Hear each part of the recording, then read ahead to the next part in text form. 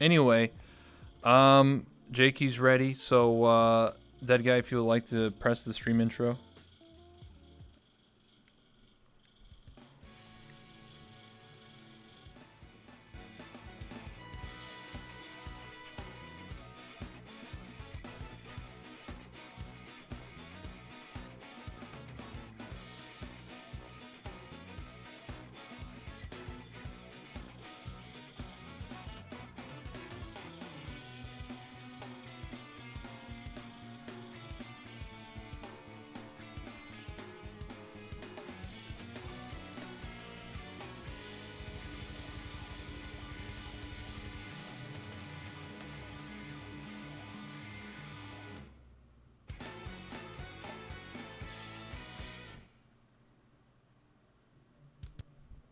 Welcome, ladies and gentlemen, to my talk show. I'm your host, That One Rebel here. We have another exciting show for you tonight. We have a reoccurring guest coming by for a second time, and that will be J4key. She's coming by very shortly, but I'd just like to say welcome again. Thank you so much for everybody stopping by, and hopefully have a great night. Yesterday was Thanksgiving, so happy Thanksgiving everybody that celebrated, or happy holidays. And let's get the show on the road. Let's go. Let's start.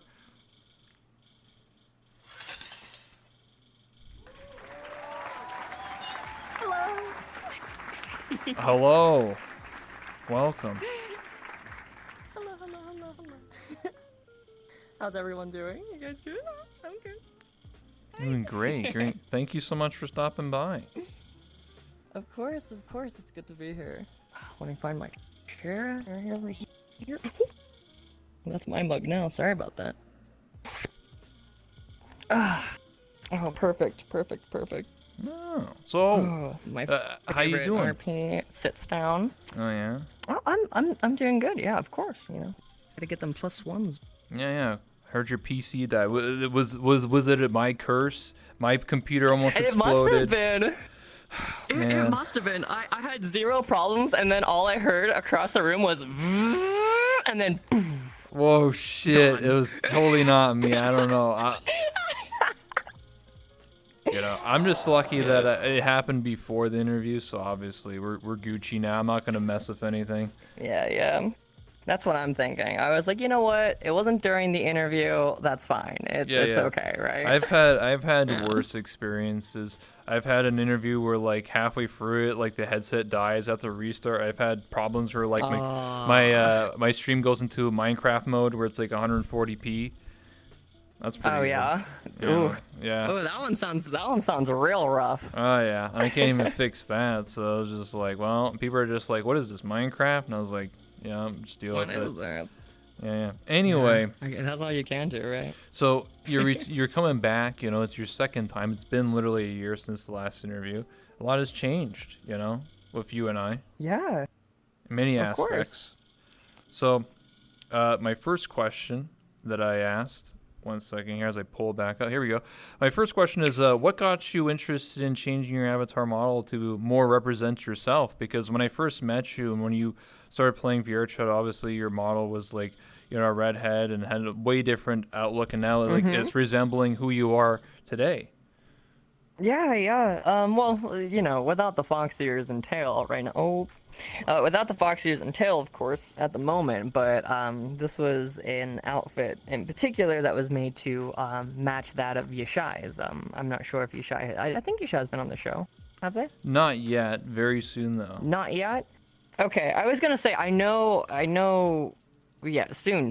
I figured you would have talked to them. I knew you talked to a bunch of the mutes already, so I wasn't too sure if they were one of them. But no, so to kind of match myself, what I usually tell people is when I originally started playing this game, I don't even consider it a game anymore. Ever since I started getting into VR chat, it was a lot of self-discovery, and I got to be like what I thought I wanted myself to be, right? And the more and more confident I grew with myself in the real world, coming out and everything like that, the more I realized that I didn't want to be anything else but myself. So I commissioned Genomu. I had Shanzo help me with some tweaks in the body. et cetera, et cetera. I had a lot of help, basically recreating myself as an anime waifu, and that's where we are today. So it's just me. So a lot of people are like, it's like, oh yeah, what inspired your avatar? And if I showed you a picture compared to me in real life, you'd be like, oh, that's where the inspiration came from. All right, Pog. Yeah, because well, I mean, obviously you played like near as long as I have. Obviously, majority of people who play VR chat, their avatars are sort of like what they may want to look like, or just a mascot, or have a whatever way, right? Like it's just or it can be like an extension of yourself, stuff like that, or maybe just a role play character. But it's not too often that I meet somebody that has an avatar that represent themselves, because a lot of times people just don't want it. They want to be something else. But obviously you want to be yourself, and this is basically just the anime version of yourself. You know? Yeah. The best way that I put it is that for a lot of people, for a lot of the viewers right now, if you don't know, I'm trans, and I spent 25 years of my life as someone else, and I finally get to love me. So I always tell people, why would I want to be anything else but myself now? I've waited this long to be comfortable, right? So that's usually what I lead into. That makes sense. I mean, it is what it is, right? Like for me, my mascot is just sort of, what just is, I don't know, something cool. I thought, I was like, what's a character represents my channel? And I came up with this idea, That's just my backstory. I mean, it's a lot more complicated for other people. For me, I was just like, I want to be an anime girl, but I want to be different in some way or something. I don't know. Like, how would you describe like each outfit? Like, obviously this one's like resembling of like Yushai, but like, how would you, like, when you make an outfit, is it something that you want to do for like the couple of friends, or like, is it just something you see as being cool, or? Usually whenever I do outfits, a lot of them are inspired by art that I receive or anything like that, that if I see it, a lot of it has to deal with my dancing. So I have a couple avatars that are great for that. This is more of a dancer outfit than just a regular go out and enjoy the day kind of outfit. Like I can, here, let me give you a second here. I hope it doesn't matter if I stand up real quick. Let me swap to my regular outfit that I normally wear, and I wanted to come out with this one because I saw that, well, I wanted to be fancy coming out on stage. So, but this is my go-to. This is me. This is just me. I have this exact entire outfit as me in real life. This blue hoodie. I actually have the special edition trans Converse. So I actually have these shoes. They're super sparkly, way more sparkly than these ones are. And like I have this entire outfit. I've worn it on my Just Chatting streams before too. So this is something that like is just me. So and I love it. I love the comfort of it. You know? I think the interesting part is that you literally can wear that outfit in real life and then also be in the outfit in VR chat. And I'm pretty sure like when you touch like your jacket, you're like, yeah, that's real. Like I feel a one-to-one. Oh yeah, it's pretty immersive. Yeah, I've done it before. It feels like I'm wearing the shorts right now, and I'm not wearing the shirt or anything in the hoodie. It's really hot in my room right now because it was cold outside, but it is very immersive. I always wear the shorts because they're my dancing shorts. So makes sense. I mean, and you were telling me what was yesterday or the day before that? Like you updated this model, so you're still working on it. Like you're still adjusting things. You know? That's awesome. Yeah, I mean, I'm not gonna switch to the old one, but I've been making like my own like changes in Blender. I've been learning that for a bit. I had a friend help me out with some texture work, which I've already done a lot of texture work on this. So having them kind of help me out and realize a lot of the details in it and like the minor things, right? So a lot of the extra shading and everything is because of our efforts put into it. And it's all about increasing the detail to it. And I want to go a little bit further with this. And I guess my identity in VRC as well. So one of my next future plans is incorporating the demon variation of myself. So it's like if I'm standing upwards, it could go like fire, like hell coming up itself, turning me into a demon like an animation, and then it goes right back down when I go back into a human, right? It goes and it just disappears. So I want to have like a cool little transformation like that. So I've been working on doing that myself though. So it's been time consuming, but it's been fun to learn. It's a learning so. process. Yeah. Yeah, for sure. I think that'd be cool because like you could, like you said, you could like have some sort of like animation where like you, like I don't know, you do something, maybe read a book, maybe pull like a gem or something, and then like you poof, and then out of nowhere fucking fire comes up, and you're just fucking, yo, what up, bitches? And you're fucking demon mode, demon time. Yeah, demon time. Don't Demon even get me time, started. demon. Fucking.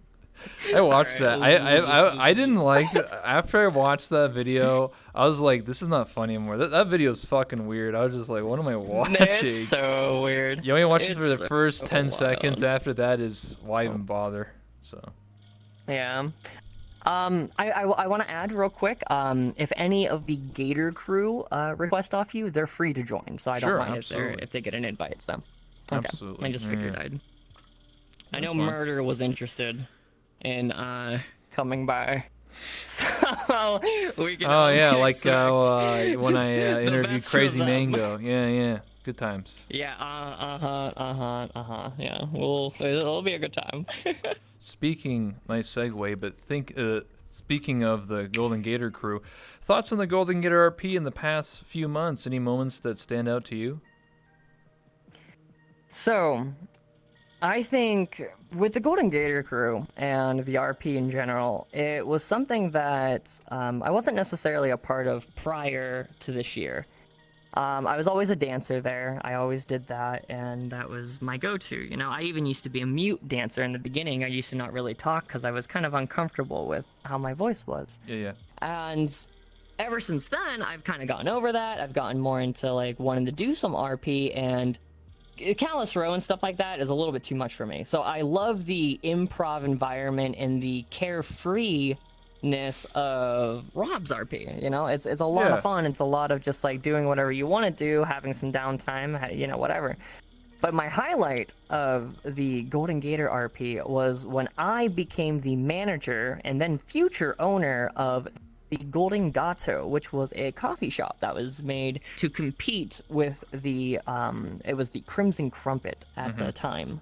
So it was Rob's way of competing with Crumpet, and I was the manager for that. And my highlight of that, it wasn't just being the manager of the Gato. It was also a moment where I think I really let myself go for RP. I really got into the character. I really started playing that like manager role, yelling at people and moving things and getting things done, yada yada. It felt like a stressful work environment where too much was going on, to the moment that whenever I came off of my break to go actually do work elsewhere, but I called it my break, I came back and apparently Shrimp was given the manager position. Oh shit. Yeah, as I was already manager. So I was like, I went up to Rob as we're in the busy cafe, and I'm like, and they look at me. I'm like, hey, bitch! And they're like, oh, and they were like genuinely concerned. Like I could, they were genuinely like concerned for their life in that moment. And I was just like, what do you mean you made Shrimp the manager? And I was so mad. Yeah. It was in that moment that I think I really like kind of came out of my shell a bit with RP and kind of doing a little bit more to express myself. So that's probably one of my highlights there. And I very much enjoyed that role play. And it was actually kind of disappointing whenever the Gato kind of slowed down a bit. But now I have the Gato Express inside. Yeah. I still kind of work it there. I have a few people that work underneath of me there, and it's been nice still. It hasn't been anywhere near that amount of like hectic yelling and screaming, but it's been a good time regardless. So Yeah, that's all. Like I remember because I watch Rob's VODs often because just I don't know, just constant, just random events, random things going on. Like yesterday, like Jade just randomly died and Lanfear died. I was just like, what's even happening? But I was just there. I was just witnessing it. Who even I knows looked at you anymore? and I was like, what is going on? I was "What's like, I going don't on?" know. They're just on the floor, and then James is on the floor for literally an hour. That's how you know they're Yeah. pro at roleplay, when you just literally lay on the floor for an hour, just to add to be like, Yeah, oh, there's yeah, a dead person. They're here. totally into it. Mhm. Yeah. But I get what No you one said cleans it up. when you talked about earlier. You said like you prefer like the improv, like drop in, drop out to like the Golden Gator compared to Callous Row, and I can Yeah, understand that point of view because it reminds me like Golden Gator reminds me of like when I used to play Gary's Mod. I used to play Dark RP where it's drop in, drop out. Like you just like I'm a police Oh, yeah, officer yeah. or I'm a whatever drug dealer or whatever, and you just sort of drop in, drop out. It's not like you're like you have to show up at this time every day, guys, or RP's over or whatever, right? Like it's you can just sort of do whatever you want.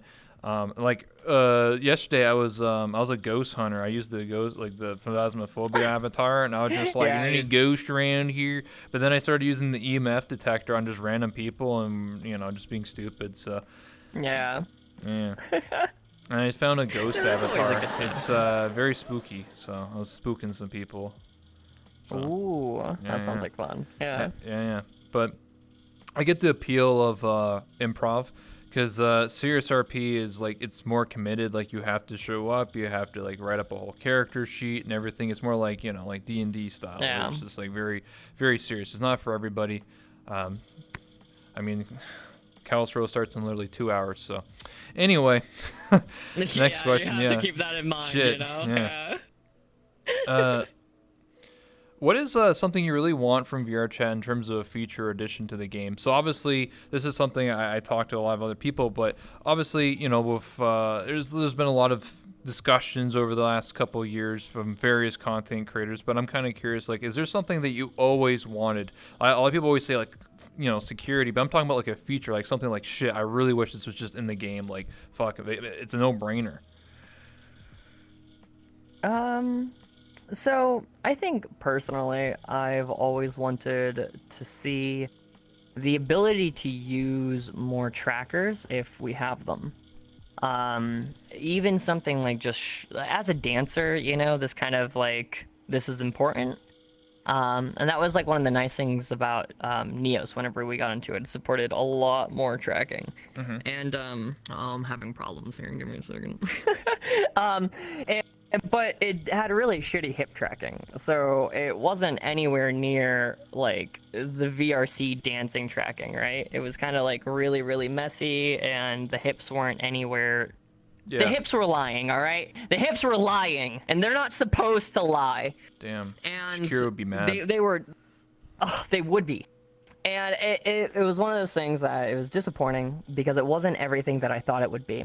So if VR chat's able to keep the IK that they have currently, and they add even something like shoulder tracking, right? Just Yeah. upper arm tracking. That would add so much because then you can pinpoint where the chest is. And when you're laying down, you don't have like this weird chest movement. You don't have like this the weird positioning of like your whole entire upper body with 0 points of tracking on it, right? Because Yes. everyone's so stiff. Everyone's so stiff as a board when you have none of that. I was originally thinking, oh yeah, let's do a shoulder tracker, or not a shoulder tracker, a chest tracker, and then that's just one more point of tracking that you wouldn't have to worry about. But then thinking about where the arms are, and it's like, oh, you have upper arm tracking that can help you easily pinpoint where the chest is rotated. So it's like, let's do some more accurate arm tracking, right? And I think that could help a lot with like the dance community, a lot with like RP communities who use like a lot of trackers and stuff like that. I think there's a lot you can do. Any kind of improvement on the IK in general is a net gain in my opinion. And any other features other than more tracking and stuff, I would honestly, I really don't know what else there is to add because I'm quite content with how VR chat is. A lot of people aren't. A lot of people like to complain about all the problems. A lot of people have been complaining recently about the VRC Plus stuff, which I'm a fan of. A lot of people don't like that, but I'm like, I want to support this platform. I want to support this experience that I've been given, right? So I'm all about that, and I like the little things that they've been adding there and whatnot. If anything, maybe even just like, I know this one's gonna sound lewd and all of your minds are gonna go straight to the gutter, right? But I would love to see the addition of being able to touch other people's dynamic bones. Because I'm not gonna lie, in Neos, I cannot express to you how nice it was to be able to pet and like play with Blue's hair when Yeah. we were getting all nice and cuddly, you know? And it's like being able to do that with like your significant other, especially at like a great distance, like long distance relationships and stuff, you know? It's not about the sexy stuff you do. It's, you know, it's about the more meaningful, sweet stuff you can do with one another and whatnot, you know? Playing with hair is one of my favorite things to do. So, and that would be nice. That'd be nice. That'd be a Yeah. nice feature. Throw it in the Yeah. VRC Plus, you know? Why Yeah. not? Give us more features for it, right? Yeah. So, You're talking about a lot of things, so we'll reel it back for a second. So I want to Right. give some feedback on my own.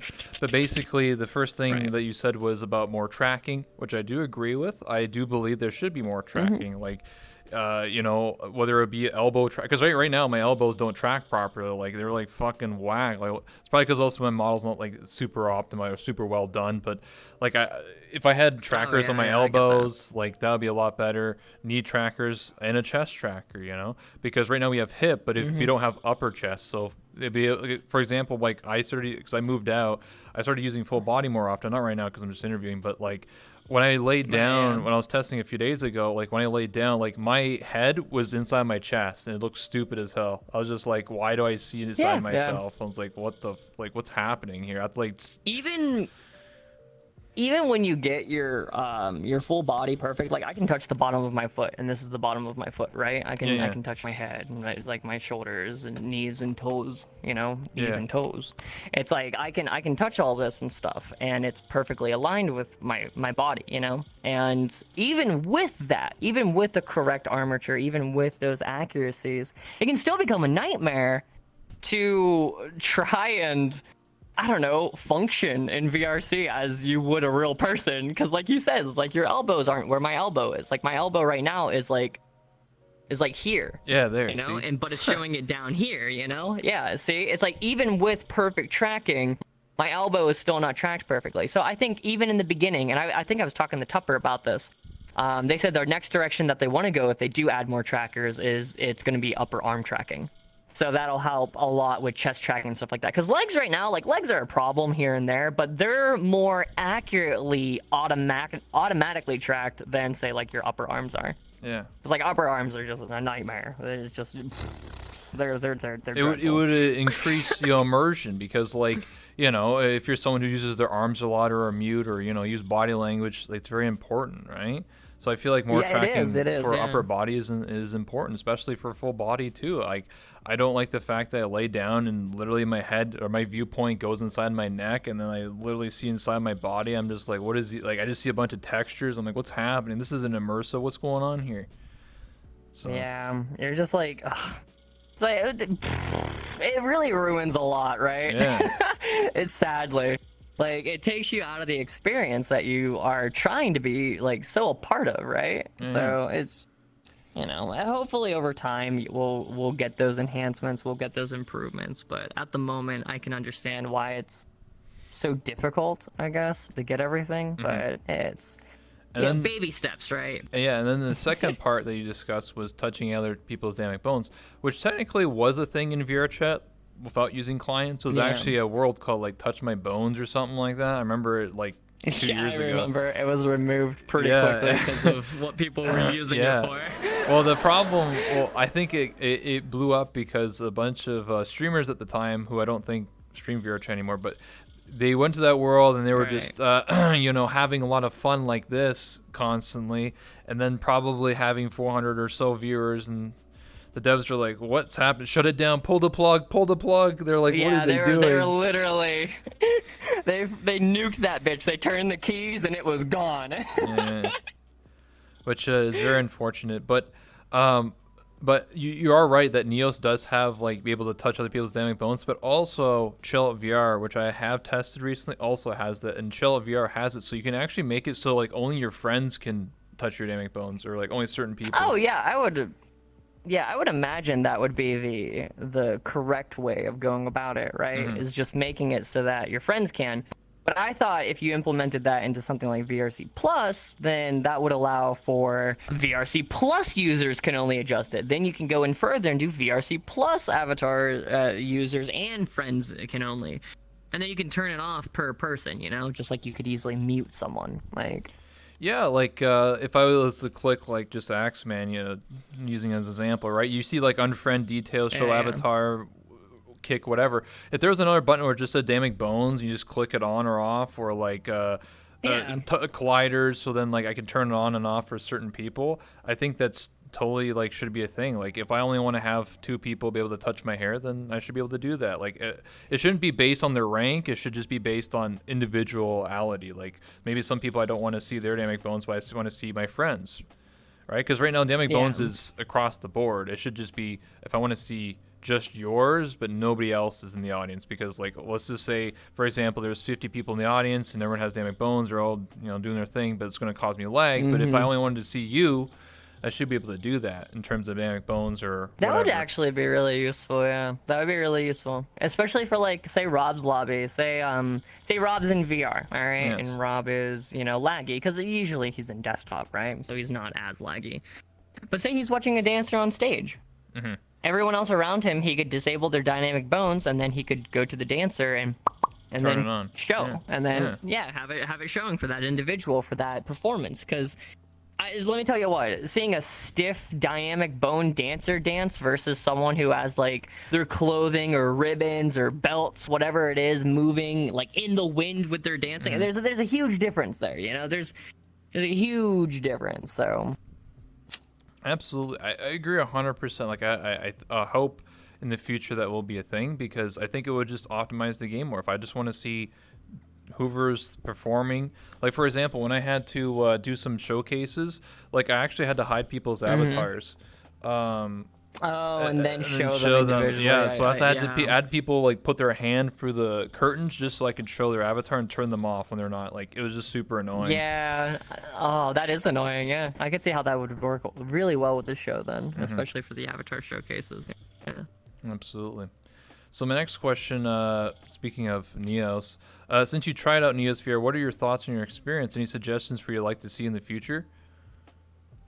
So for Neos, I really enjoyed what it had to offer at the time. I had a lot of fun in it, but I will say the number one thing that I would like to see in it more than anything else is easier and more navigable user interface design. Like the UI and UX design for that entire platform is a disaster. It's a social platform that's made for developers essentially, that has social aspects to it, where you have a VR chat, which is more of, it's a social platform, but people can do some cool shit with it, but most people are social on it, That's the biggest divide between Neos and VR chat. VR chat is a social game primarily with some cool stuff. Neos is, look at all this cool dev shit. Oh, by the way, you can hang out with your friends occasionally. And that's, I feel like the focus there is kind of like their major downfall, because the reason why VR chat is so popular is because of its ease of access. It's the menus, even if we all complain about them, are easy to navigate. Jumping to worlds, jumping to friends, accessing avatars, uploading avatars. You do it all through Unity versus in the game. I hated working on my avatar in Neos, to give you an idea. It was an absolute disaster, and it took Blue and I think it was like 8 to 10 hours of us being in Neos overnight. We did it from, I think it was like 8 p.m. to 6 a.m., like 7 a.m. And then we ended up like, this is the thing. This is how I knew Neos wasn't ready. After all of that, Blue and I got into VR chat, and we're like, that VR chat's a better game when you're thankful to get back into VRC and you feel comfortable. Like after that much time spending in Neos, because like we got in VRC to like go to bed, and it was like, I was like, oh, just works. This is nice. This works exactly, and that was like my biggest thing. It's like, I hope Neos does a lot to fix. Their tutorials are a little bit messy at the moment, a little outdated. We basically had to have community members basically hold our hands the entire time while we worked on it, or developers.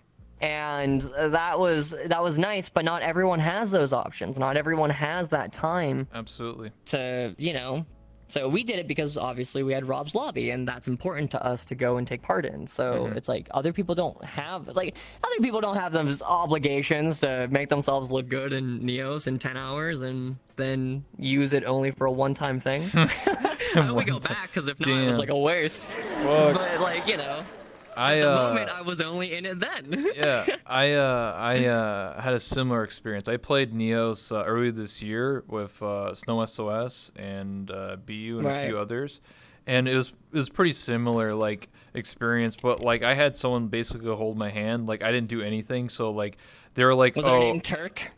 Well, yes, Turk was one of them, but the other was Doji. Yeah. And she was the Turk one. is, on it. Turk is good, yeah. And Doji, she's solely a Neos VR person now, but she like does avatar stuff. So she showed me like real time how to do it. It only took her like about like 5 to 10 minutes, but like I was like, if I was to do it, it'd take me like 5 hours to do it. And she's like, yeah, I just do this, and then she's done. And I'm like, thanks. Yeah. So I was lucky to have Doji. her. Yeah.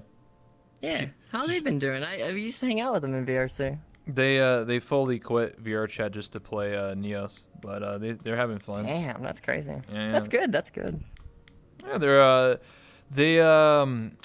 they have like what do you call it? Like their own. They're gonna start their own store type of thing where they're gonna like. Yeah, I heard that. Yeah, that's cool. They're gonna sell it in Neos, and you can buy their avatars and stuff, which is pretty cool. But anyway.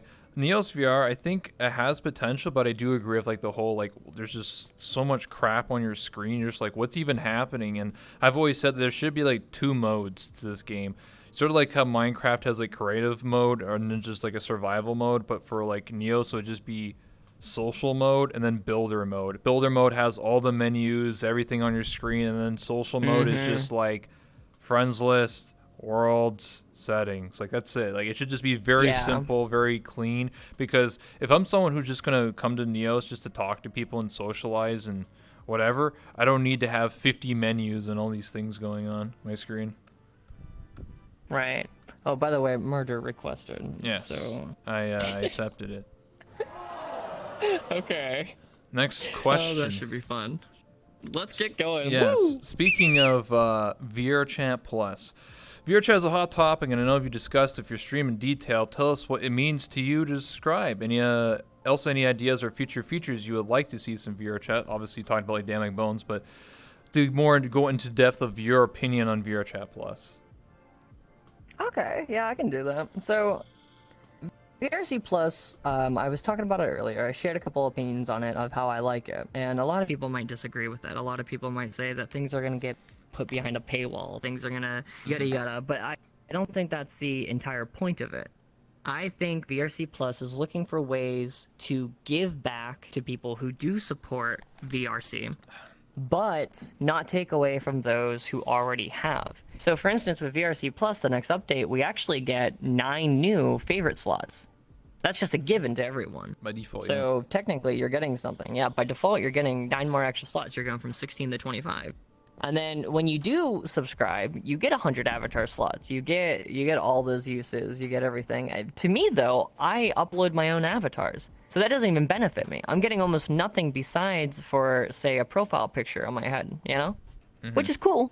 But that's not the real reason why I want it. I want it because I've been playing VRC for 3 years now. And I've been basically given a new family, friends, a life entirely in this place, right? I've discovered who I was here. And if there's anything that I can do to give back to VRC, then $10 a month? Yeah, I've been given so much here that it's the least I can do to show some sort of thanks, right? So that's the way that I feel about this, you know? That's my opinion, is that it's a way for people who enjoy VRC to give back to VRC. And I think that's really important to remember, because there's a lot of us out there that are like that. Mm-hmm. I know like a lot of people in the Gator community are like that. They're like, I don't think I'm getting anything worth $10 a month. But you know what? I like VRChat. I'm going to support them. So that's kind of where I'm at too. I do think that there's going to be more probably given to them and etc., but you know, more options, more features and whatnot. But I think at the moment it is a little lackluster. So unless you're directly trying to support VRC and the devs and what they're doing, then yeah, I think it's good as it is now. But it definitely isn't worth it for everyone, right? Absolutely, I agree 100%. I think that a lot of people are upset because it's like $10. What the hell? We even get anything? I mean, like, the point of it is to be more supportive of the devs, right? Like, you've been playing this game as long as I have. You know, I've created, this talk show. I've done so many things, met so many interesting people. I've started streaming because of VRChat. There's so many like stories and attachments to VRChat that $10 a month, like hell, if it was $25, I would do it. Fuck it, right? Like, it's giving me so much. Like, if it helps the game out, and like it's a monthly income, so in a way it would pay for more devs, more updates. I mean, like, you don't have to. It's an optional thing. I would say it'd be completely different if the game was like, we're not free anymore, give us $10 to play the game right now. I'll be like, what the fuck? Like, that's a little different. But if it's just an optional, like, hey, you want to support us and we'll give you some some things, sure, why not?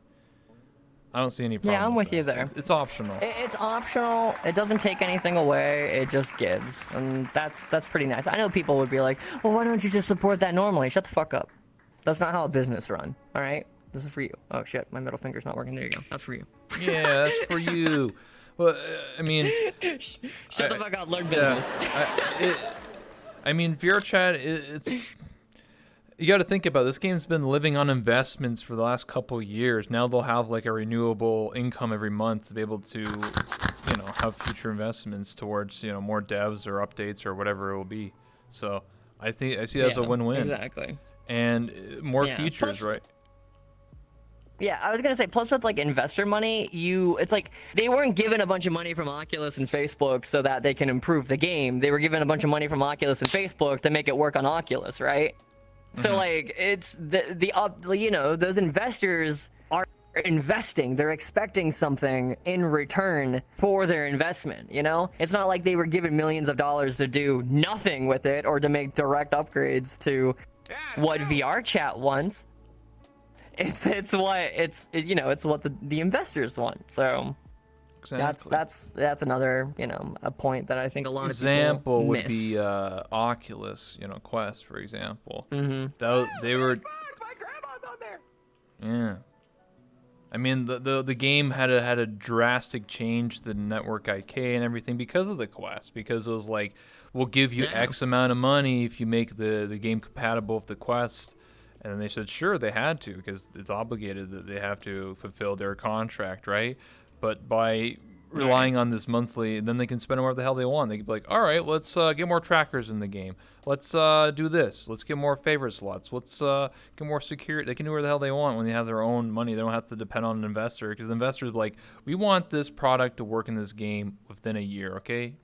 Or we, avoid the contract. Like, shit. So now you're being forced to do something that you may not want to do. So. Exactly. So next question I have, a little more. Something spicy. It is a little more spicy. How have you been dealing with hate? I hear that people will come to your channel and try to upset you in relation to being trans and things like that. Are you? No, I'm not. Never mind. Oh. I just like to upset her. Not about being trans. Damn. Spoke too soon, Crumpet. Anyways, I do my best to shrug it off. There have been moments that have obviously gotten to me a bit. And actually that leads into, I believe, what I think the next question might be, if it's about Blue. But I won't go into that one immediately. I'm trying to think of the questions you were going to ask me. But anyways, I do my best to shrug it off. I do my best mostly to educate. So anytime that I'm given shit or people try arguing with me or telling me, it's like, hey, you dirty trans person, you don't exist. And I'm like, oh shit, I don't exist. And I would do, why do you believe this? Why do you think this? Why? It's like, well, there's only two genders is the Bible. And I'm like, okay, well, explain to me why. And like, does it actually say that? Like, yada yada. And I'll explain to you, well, hey, maybe that's not the way of thinking. Maybe that's what you shouldn't do. I have people who have now been subscribed to me for over a year that I have changed their mind and that they now support me and are better understanding of like the trans community. You know, like just people that I've talked to and explained things to. And you know, I like to take pride in that. I'm very happy that I'm able to say that, like, oh, I've changed the minds, I've educated a few, you know, because I don't think you should fight hate with hate. People who don't understand or are just simply what's the word I'm looking for? They just don't know, right? They're Naive. Yeah, naive is a good one for it. But like the best thing you can do is educate those people, you know? The best thing you can do is educate those people so that they know. And even if they don't leave that conversation, even if they don't leave my stream believing everything that I have to say, if they thought about it, I won. I already won, you know? If I've changed even a slight piece of their brain, just a slight thought, they think about it, maybe I shouldn't be mean to this person, then I've won. I've made some sort of impact, right? Even if it's insignificant. There you go. I think to give a reference to one of my previous interviews, when I interviewed Walter said like, when you're like online, you're texting somebody, you're playing League of Legends or whatever, and you're just typing to somebody, people are very toxic, almost like every lobby or like very common. But when you start playing something like VR chat, the toxicity level is actually a lot more rare in some instances, depending on where you go. But like, it seems like a lot less. Like in a Twitch chat, it can be very toxic. When you're playing like Call of Duty or League or something, it can be very toxic. But when you play something like VR chat, where it's more personal, like let's be real here, like. How often do you have someone in VR chat go up to you face to face and like talk shit for like 30 minutes or whatever? Like how often do you think that's happened? Every day. Really? Yeah, you want to know why? Yeah, why? Because I'm friends with Murder Crumpet. Oh, so it's murder. That is something I do. Yeah, fuck you, J4key, you dumb slut, you absolute rancid cunt. How dare you come on here and talk shit about me? How dare you? I'm not even here to defend myself right now. I'm projecting in holographically from a separate location. I've been brought here specifically to call you out, J4key, but I couldn't wait for my Q turn to come out from behind the curtains. You bitch, how dare you? I was here for a goddamn Maury Povich episode to find out if Rebel was my RP mother, and you're such a bitch. You ruined the surprise because I got so angry I had to come out early. Fuck you, J4key.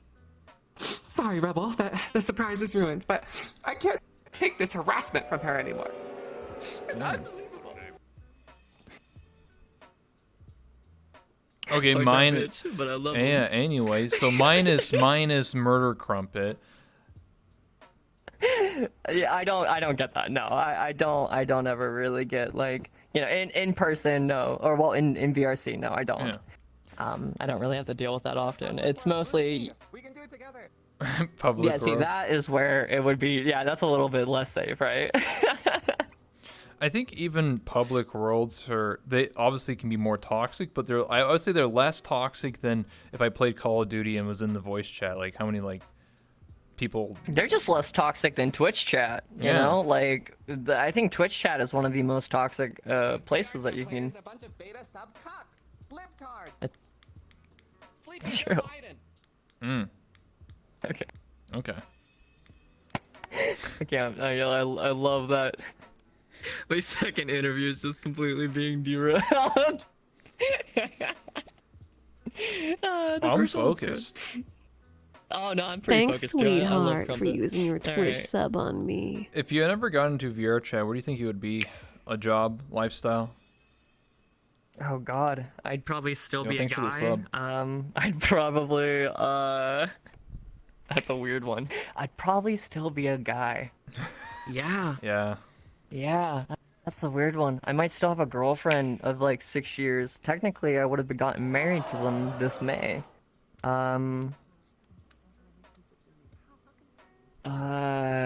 I'd probably still be a web developer. I'd be a senior web developer and designer. I'd be working for a company up in Erie. That's pretty crazy. Yeah, I started my career right out of college. Like, I was working the job that I wanted right out of college. Actually, my senior year, I was already working there from my dorm room, and then whenever I graduated, I started working there full time. So I didn't even walk at my graduation. I went into work. So that's the best. Yeah, I have a bachelor's of arts in graphic design, interactive and web. Oh, okay, that makes more sense. Woo! Okay, I'm glad anyway. I'm not in Indiana. Fuck Indiana. Fuck Indiana. Worst could be in Ohio. That's true. Ohio is pretty shitty. Anyways, Anyway. enough from the audience. But yeah, so I'd be working as a web developer in Erie with a girlfriend of now would have been 7 to 8 years, probably married with a house. No kids. We weren't ever gonna have kids. And I'd probably still be a guy, which is absolutely wild to think about. yeah. Because like the only reason, like, I mean, I'd probably still be like telling her that it's a phase and or it's a kink, and don't worry, I just like to wear women's clothing and talk like a girl just for funsies. It's just for funsies. Yeah, but it wasn't for funsies. You can't I mean, it is fun. I didn't do that, by the way. Nice. Anyway, Where'd they go? they left the world. Did they accept a request? No, yeah, they said that sounds- they liked Wiener, and then they just left. That's what I heard. Okay, well then. Anyway, Oh, he did accept a request. Okay. Anyways, let's continue. All right, I'd be a guy. It'd be weird. I'd be in a relationship and a web developer. So that's where I'd be right now. that's crazy to think about. Like, not just for you, but for a lot of people. Like, where would I be if I wasn't playing Vera Chat? I would just be like, well, I still go to college. It's just COVID, sort of derailed that temporarily. But like, I don't know. Like, I was a YouTuber, but I wasn't successful. So would I still be like trying to like be like, hey guys, Minecraft Let's Play Part 502. What's up, guys? Like, would I be doing that still? Or, like, what would I do? Like, I guess I'll just get a normal job. I'll just be like, all right, retail or something. I don't know. Just be some Yeah, time normie. to stock the shelves at Walmart or whatever, Oof. Oh, time to go to Timmy's and serve up some coffee to some fucking work, yeah. office people, right? Hell yeah. That's what you do in Canada. Get miss- them Timmies. I miss Timmy's. Oh, I miss Timmy's so much. Timmy's was in Erie because Erie was close enough to Canada, so I Oh, had yeah, Timmy's. Yeah. I miss it. Their caramel apple cider was good until they got rid of it and ruined my entire life. You ever have Timbits? Anyways. Yes, I love Timbits. They're so good. Anyways. Anyways, It is wild to think where we'd be, yeah. next question. You were almost right about the next question being about Blue Haze, but this one is about Blue Haze. How'd you meet Blue Haze? Any funny or embarrassing moments, stories to share? So I will tell you how I met Blue. How I told you guys how sometimes being trans and getting harassed for it can be really difficult for me. The way that I met Blue was actually in the Royal Gator, and it was on a night that I didn't show up a lot, right? I wasn't ever in the Royal Gator consistently. I showed up on nights that I was bored. I showed up on nights that I wanted to escape. And at the time, I was doing a lot of IRL, like just chatting streams. I was doing a lot of just like other game streams before I got back into VR chat. So VR chat was kind of like my escape again. And I got into VRC to join on the Royal Gator, to check out what everyone was doing, maybe dance a little bit, right? Get myself like into a better mood. And I ended up talking and sharing my day with this group.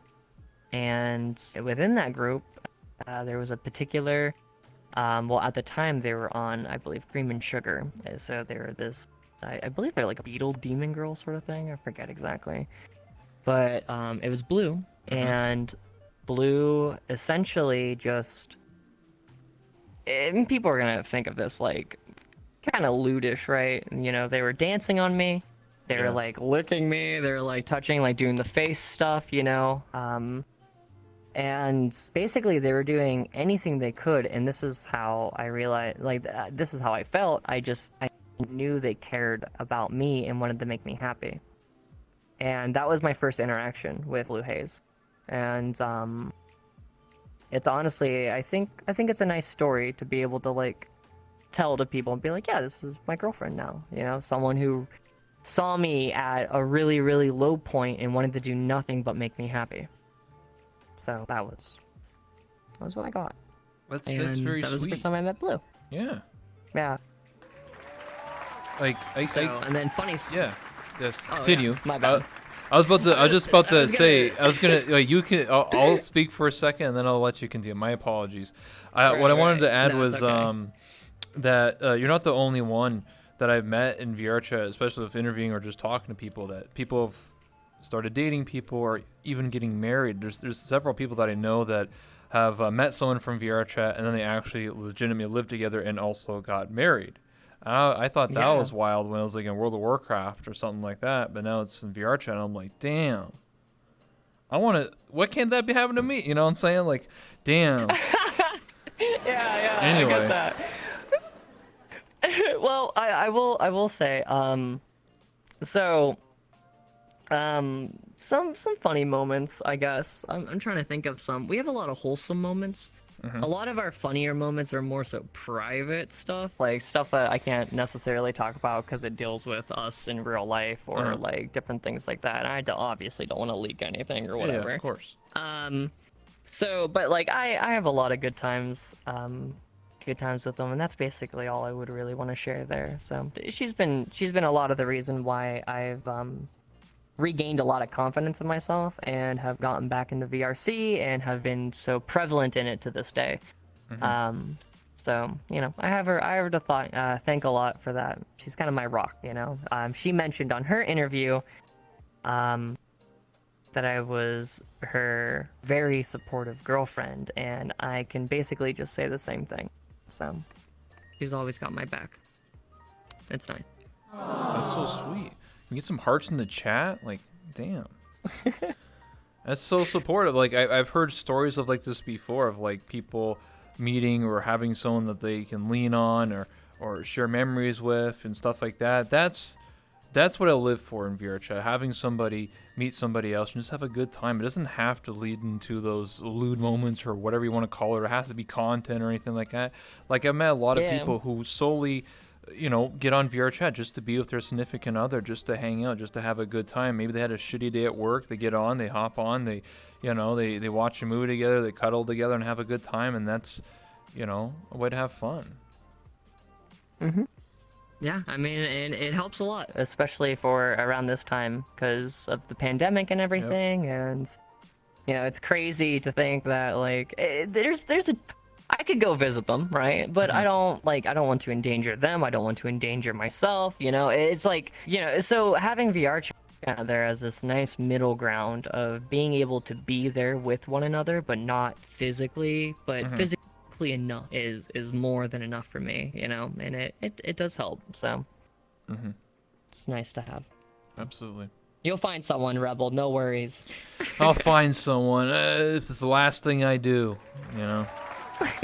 Yeah, exactly. I believe in you. Or I'll just get 1,000 waifus and have them fight in a battle royale, and whoever wins gets to marry me. That's true too. Yeah. That's true too. You gotta find 1,000 waifus first. I feel like that one might be a little bit more difficult. Listen, if I work hard on it, it'll happen. All right, you get a waifu a day, I'll have 1,000 within like 3 years. This game's still relevant. Yeah, there you go. That's the spirit. Stay positive. Keep that drive. Absolutely. People thought I was crazy when I got 151 waifus. Anything's possible. That is true. I am one of those waifus, actually. Yeah, true. You're one of the OGs. Yeah. I am. I'm one of the OGs. I'm in the best generation. Yeah. It's like Pokemon. You're like in the starter, like generation 1. Yeah, exactly. I'd be okay with Gen 2. Gen 2 is probably my favorite, but it's so close to Gen 1 that like, they're basically the same. Yeah. Next question seems kind of I should have asked this earlier. How is it like working for Murder Crumpet and the Golden Gato as the manager? Well, let's talk about that a little bit. I constantly get harassed. I get belittled. I get just all the things that you would think that people would probably pay for, right? Like real kinky people, they would like that, right? That is what I get for free on the daily. It's actually not as bad anymore. We in the RP we made up. We're not after one another's neck anymore. I think there's still a little bit of competitive nature from Murder, but I feel like Murder is always out to prove that they're better than me, even though I don't do anything, right? Like I don't do anything, and they point that out all the time. They're like, they don't even do anything, and then Rob will come up to me. He's like, oh, Jakey, you're doing so good. Crumpet, why can't you be more like Jakey, right? So my bad. I don't even do anything. I'm not casting any stones here. It's usually Rob just praising me and Crumpet getting a little upsetty spaghetti about it. So whoopsie. So, but I think we've made up though. It's been nice. It's been fun. Especially now, they've given me some new roles since they are now the manager of the entire bar and Rob owns the entire bar again. I was given the role of dancer and dancer therapist. So recently, I had to talk to Firefox about why they weren't dancing on the stage when Jake and Bake Live was DJing, and we had a small little conversation about that. So I'm already doing my job. I'm doing a pretty good job, I think. So, but I'm, just to give you some more ideas on where that's been going and everything. Crumpet's been, giving me some fun stuff to do, and it's been nice. That's interesting. Like the different arcs, the different things we'll discuss in a later question, I think. But there's a lot of things that go on at the Golden Gate. It always seems like every week there's something new, or at least people try to do something new, like have random characters pop in random events. Having like the Pyramid Head roam the streets, Snow working on the world, stuff like that. There's always something going on. Mango living in the box. Oh yeah, Mango being abandoned. I think Mango doesn't need to be abandoned anymore, but I think they're still abandoned. I don't know. They're still in the box, I think. Yeah. I never know. Maybe someone will come by and, rekindle that partnership in some way.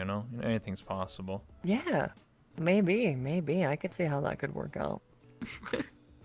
Definitely. Yo, Wishes, thanks for this for 2 months. Anyway, next question. Thoughts on Twitch DMCA as a dancer? How does this impact you and possibly others? Oh, okay. So Twitch DMCA is just a nightmare. I think we all can agree with it. Even being just a dancer doesn't even matter. It's not having the freedoms of listening to the music that I want to listen to. It's listening to the music that I can listen to and trying to figure out if I can now, to be fair, my playlist has always been very kind of DMCA free. My dancing playlists though were not. It's a lot more entertaining to dance to a song that's popular that versus a song that might just sound good that you don't know. And relearning and trying to put together more dances and stuff, because I do a lot of my dances improv, but I dance to songs that I know well enough so that I can, basically if I know the vocals of it, I can perform it. Because that's a lot of what my dancing is more of like a performance dance rather than a technical dance. And being able to know those lyrics and be able to dance to them and react to them is very important to me. And having to learn new music that is basically, free of being DMCA'd, that becomes difficult, right? And having to create new playlists and find new music and be able to learn to dance to those songs has been time consuming and has just been a little bit annoying in general. And then on top of that, like having some sort of background music or stream, having some sort of background music for just anything, playing music like in the bar, playing having avatars with sound effects on it is now everyone has to be worried about any kind of sound effect, even like a 3-second sound effect. The clip could be taken and DMCA'd, It's like you have to worry about everything now. It's not just music, and that sucks. There was even a moan in Phasmophobia that's from a public library that someone was playing Phasmophobia and the ghost made that noise and they were tagged for a DMCA strike because of that sound effect being used in Phasmophobia. What the fuck? What is this shit? That's ridiculous. Yeah, what? Yeah, Twitch's response on that was well, just mute the game. Yeah, I remember reading that whole, whatever the hell it was, a 12-page article. The too long didn't read version was just mute the game audio. So people would reply to that and just start, I remember someone was playing Skyrim, but they muted all the game audio and then started making their own sound effects. They're like, swing, swing, water noises. My favorite was the Crash Bandicoot one. Oh, I saw They're that like, one. Yeah.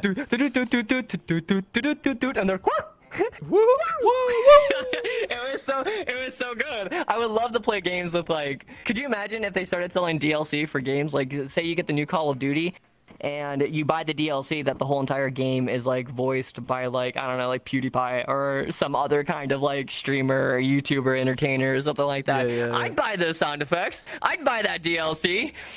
Reminds me of Half-Life mods. There's a person I watch on YouTube that only makes videos about Half-Life mods where people heavily edit them, and like one of them was this, like they replaced all the audio with like random just like fart noises and random bullshit. So when you hit the crowbar, it's like it's just like random shit, or like everyone would just like have random voice lines, right? Gordon Freeman, do this. Like I don't know, like they replaced every sound effect with something stupid. Like every gun's just random and yeah. No, I like that kind of stuff. But it is taking away a lot of the ease of streaming, right? It's like adding these kind of limitations, adding these roadblocks it's making streaming difficult. For us here in VRC, it's easy. There's no sounds if we don't want there to be sounds. There's no music if we don't want there to be music. Turn down the world sound. Done. Yeah, exactly. But the thing is that when you're playing a story-based game, say you're playing The Witcher 3 and you're going through, and you have to worry about constantly being DMCA'd for sound effects. You have to be constantly worried about being DMCA'd for music playing, you know? Imagine all the people who have played Grand Theft Auto and they've just kept the radio on the entire time, right? That's just a nightmare. That's just nightmare fuel. And now I understand that those games are made to be played and they're not necessarily made to be streamed, but that's a huge advertising, you know, position for them, you know? I mean, think of the game Apex. Apex Legends came out with zero advertising. The only advertising they got was the advertising they got from Twitch streamers playing it. And that was the smartest thing they could have done. They paid zero for advertising. Where, like, you have Destiny that paid, like, $1 billion, and most of that wasn't even towards the game. It was towards advertisements put up everywhere, right? And you had Apex come out, which is almost equally, if not more, like, popular now, that advertise strictly through Twitch streamers, you know? So it's like you're missing out on a huge grouping of people in advertising. So why punish us when we're just basically bringing attention to your product, right? Yeah. I've had some run-ins with DMCA before, like my own sound effect of like the loud cheering noise. It's been replaced now. I said this before in other interviews, but like that cheer right there was was a different sound effect, and it was actually DMCA. It was so bad. I didn't get any strikes, luckily, because I deleted everything. But when I uploaded it to YouTube, because I converted all my interviews to YouTube, just to backlog, just to save them, that sound effect muted the whole, like it blocked in all countries in the world. You cannot watch that video if it had that sound effect in it. I was like, what? Like other ones would just be like, oh, it's blocked in some countries or it's demonetized, but this one was every country in the world. No one can watch it because of a woohoo, yeah, woo, like for 20 seconds in the start of an interview. I'm like, what the so I had to like replace all the sound effects to make sure they're DMCA free. Yeah, and that's absolutely ridiculous. Like that's what I mean. Like it's the small things. It's not the music. It's not the Billboard Top 100 music that we're all listening to every day on stream. It's the little things. It's the sound effects. It's the things that you don't expect to be DMCA'd because you just figured, oh well, I'm playing the game. It's making the sound effect, and I should be fine, right? Yeah, like no. Persona you're not had a really bad one too. Persona 5 has someone got DMCA straight for a police siren. Like what? Yeah, no, I heard about that. Yeah, the police siren, because it's like because all of these sound effects are either created by the developers or they're taken from other places, because that's the whole point of like, you know, those repositories or whatever like that, you know, those big groupings of like audio and video and whatever, you know. It's like where you can buy like the I can't think of it right now, the word, but you can buy like the stock footage, right? It's like all that you have to own the copyrights to. So if you steal it, it's theft. But like that stock footage is exactly like stock sounds that people can use everywhere and yada yada. It's just it's so stupid. It's dumb that we're getting in trouble for that when I think that license should be part of the game. Not the entire license, like we want to be able to cut it out of the game and use it, but us listening to it should be allowed, especially on like a platform like Twitch or something. So the DMC is a nightmare. It's archaic, it's old, and it's not going to be changed because of a particular mouse. Yeah. So It's just ridiculous. Like, I just think DMC is just too far. I mean, I can understand, like you said, like the top 100 songs, whatever, popular songs, yeah. It was just some sound. It could be as simple as a gunshot sound. It could just be like you're shooting a gun in a video game. Oh, that's copyright because I recorded that 10 years ago, and it's a stock sound effect that I own. Like, some of it's just ridiculous. Anyway. yeah. What is your least favorite moment of any RP arc you didn't enjoy or angered you in relation to just RP in general, or if you want to be more specific to the Golden Gator? I've really only done the Golden Gator RP. I mean, I was obviously a part of like Chips's Rogue Club and stuff like that too, but I was primarily just a dancer. So my most hated moment might actually be the downfall of the Golden Gato. So I think I actually, it was when the Golden Gato, and I was given full ownership of it, and Rob got the bar back. So I still had the Gato, and I was still running it. This is why the Gato Express exists, by the way. This is why the Golden Gato is in the bar now. So the reason why it's in the bar is because I would spend the first hour, maybe even 2 hours of every single lobby by myself in the Golden Gato. Because since nothing was going on in there, Rob wasn't in there anymore, the content wasn't going on in there anymore, I didn't have anyone to hang out with. So I was still running the Gato, and occasionally maybe Axeman would stop by, maybe like Knickknacks would stop by, you know, but all my employees stopped showing up, all my, like all of staff just in general stopped showing up, all my customers stopped showing up. There would occasionally be people who would come in like here and there. The most that the Golden Gato was ever used for was for the Evil Council meeting, and that was about it. That was about all the Gato was used for then. And so that was probably not my most hated, but I don't think I've hated any arcs yet. I don't think there's been anything that I've really disliked about the the Golden Gator at all. But it was more so just being alone. I didn't like spending that first hour of every single like RP night by myself, really. So yeah, I can understand Kinda that sucked. to a degree. Like when I was in Kalos Row Season 1, my shop, or like my garage, was like a teleport, and no one could ever tell when the shop was open because you have to click the door, so like you could never tell if the store was actually running or not. So like the same thing with the Gato, yeah. So like no one could tell if I was busy or not, or like, so I, for an entire like 6 months, like only like 3 people showed up, so I actually had to like start going outside of the shop to like figure things out for roleplay. But it's all been fixed now for Season 2. Anyway, next question. What is something you miss about the old days of Vera Chat that you want to relive or think about constantly? That's a really good. You know what I miss the most? I miss the old loading screen. Know, that's a pretty good one. I would say that my most I miss my stamina. I miss being able to dance for 6 hours a day and then break a sweat. I dance for like 3 songs now and I'm dead. So let me tell you what, I miss my stamina. I miss my drive whenever it came to dancing in VRC, because that was like, I lost all that, and I was just like, because I ended up spraining my ankle. I sprained my ankle in the fight pits for Rob, and basically that was whenever I stopped playing VRC. I took a break off of my ankle for a bit. I stopped dancing, and I basically just took a break from VR chat. And that break from VR chat, along with also starting my hormones and stuff like that, for those who don't know, when you start taking estrogen and T blockers and stuff, you start losing muscle mass, right? So you have to either work to keep it or find another way to, basically you got to work to keep it.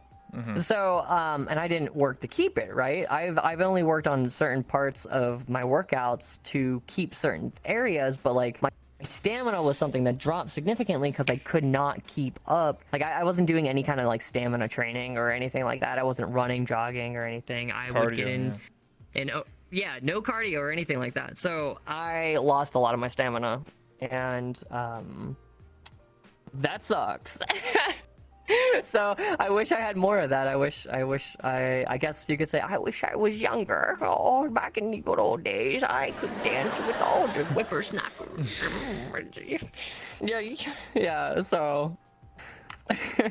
No, I get that. I mean, I would arguably say you were one of the first people that had full body that used it to its full potential. Way back in the day, you and Forcible and Venerak and all them, like you were like the real reason why you would get full body, right? Like because at the time when I saw people with full body, they weren't dancing. It was just mostly like I can kick, I can do that, and people are like, wow, nice, dude. And then like when you stepped out and you were doing cartwheels and flips, and I was just like, you could do that? It's like what the. Yeah, I was so impressed. yeah. You know, like, what? You, the thing is that you could get that stamina back, you know. Oh yeah, I can definitely work on it, and I've been dancing and stuff more often too to rebuild that. It takes time, and I have to be in the right mood for it too. So I need to find a way to regain it while not being in like the right mood, right? Yeah. So we'll get there. We'll get there at some point. One day it'll happen, you know. Jake, you'll be 6-pack, fucking strong as fuck, doing fucking front flips or something. I don't know, something wild. Something wild. I'll get there again one day. Yeah. Next question. From the Golden Gator, here's a question: who would you ERP with, marry, and then kick? Sort of like, what do you call, like, have sex with, kill, you know, fuck, marry, kill. Yeah, kick, marry, kill. So yeah, fuck, marry, kill. All right. Oh, let's see. Who would we do that? Okay, so I'm gonna get the easy out of the way. I'd marry Blue. That's an easy one. That's just, you know, they make me happy, and I don't think I could spend that much time with anyone else in the lobby. No offense to everyone else in the lobby, but I can spend a lot of time with Blue and be happy. Let's see. Kick Vincent. I'm sorry, Vincent. You're laughing, but multiple people have said Vincent when asking this question. That's not it. I'm not surprised, okay? Or maybe I have no quarrel with them. Or Johnny Arizona. I'm not like. You would whenever kick it El comes to content in the Nosabe? lobby. Oh my god. Anyway, and then ERP with. Let's see. You know, I'm not gonna lie. So, this is gonna sound weird. I feel like Crumpet would be a good time to ERP with. Like, I know that they're in the dudes, but I feel like I could be a good contender regardless because of particular circumstances. So I feel like they'd probably still be a pretty good time, right? Mm-hmm. You never know. I'd probably say Murder. I feel like Murder would be a good time. Yeah. All right. You never know. They are not gonna let me forget this, okay? They are not gonna let me forget that I said this. Yeah, it sounds like they're gonna clip and ship it. Clip it and ship it, yeah. I think Dead Guy died. 1 second, I need to invite him. He's the camera guy, so. Oh, yeah. Lofty, if you can so take the camera's over. just on me the whole time. Yeah, What's up? No, I have a backup. Lofty's here, you know. It's my other mod. Oh, Lofty's here. I see. What's up, Lofty? 1 second here. Let me re-invite. I think he crashed. It happens. In the meantime, What is something you never told anyone and willing to share?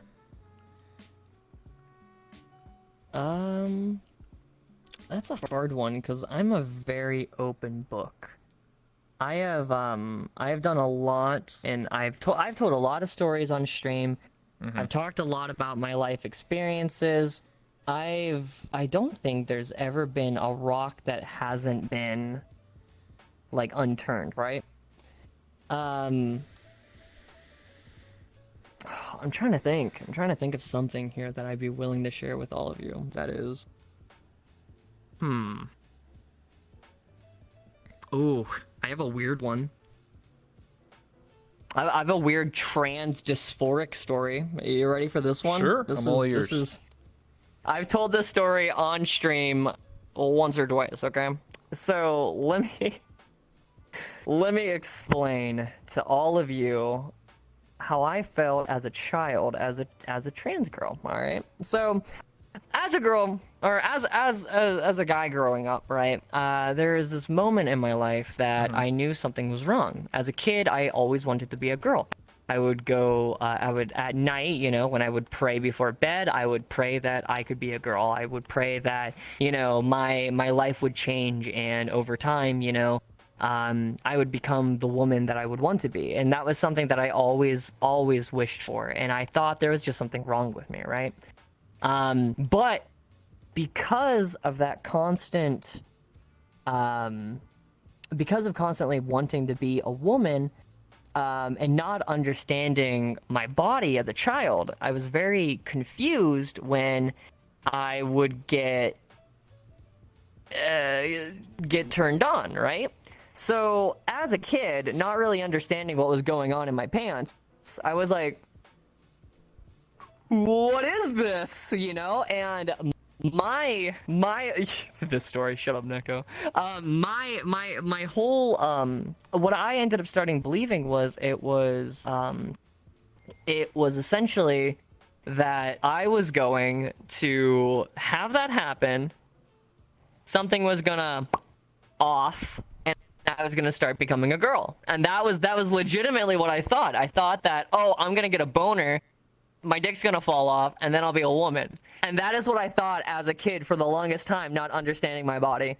So there you go. There is the weirdest probably thing. I've shared that story once or twice on stream, okay? And that's because just letting you know, dysphoria comes in all shapes and sizes and the weirdest ass fucking stories. And now you know mine. So enjoy it. It's quite the story, you know. You're like, yeah, you fucking weirdo. I mean, I can't really judge anyone, you know. I was a kid. I didn't know what boners were, okay? I was confused. I just wanted to be a pretty girl. I think everybody's confused growing up as a child. We always do weird things, you know.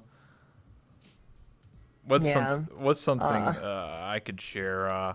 When I was growing up, I remember I would I had a blanket, and I would I'd be on top of the bed, and then I'd put the blanket on top of me, and then I'll like curl up on the ball, and then I'll be like sort of like I'm in a cocoon and I'm gonna like evolve or something, and I'll be like, I'm evolving into a demon or something. I don't know, some weird shit I would do as a kid. Some weird shit. Yeah, I get you. Now I became a demon redhead, so close enough, right? Right, you're close. You're close. Yeah, close Not too enough. far away. Not too far away. You never know. Yeah. Anyway. What a story. Yeah. Thoughts on personal mutes and how's it grown in popularity over the past few months? So yeah, what's your thoughts on it? So my whole thing with that is just the fact that a lot of people treat it like basically treat mutes like pets, right?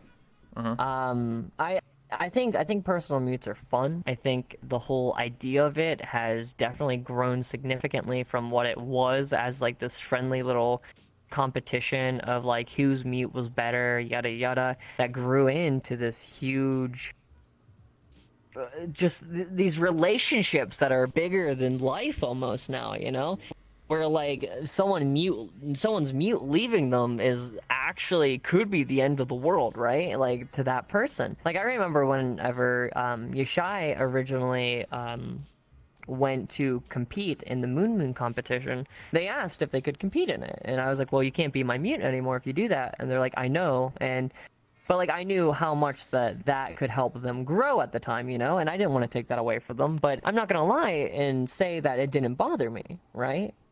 I was still hurt by it because, you know, even though we're still best friends and we still talk all the time, it was something that felt like was lost. And I feel like that the reason why they had to ask me for permission basically was because they felt the same way, you know. I know like Firefox and Blue as well wouldn't not want to be Rob's mute, you know. So it's these relationships were formed that are very, very real, and a lot of people don't get that. And the whole like, you know, when Soda got Happy, Soda loves Happy, by the way, which is adorable, and they do a lot together. But from an outsider perspective of people who aren't like kind of even slightly part of the VRC community, who don't necessarily know it, it's taken advantage of, and people are like, there's people in real life mentioning being like, I'll be your mute, you know, I'll do your mute cam for you, you know, but they're like, you know, they're obviously just another streamer that's like kind of memeing it now, and it's taken away from like the identities of other mutes. And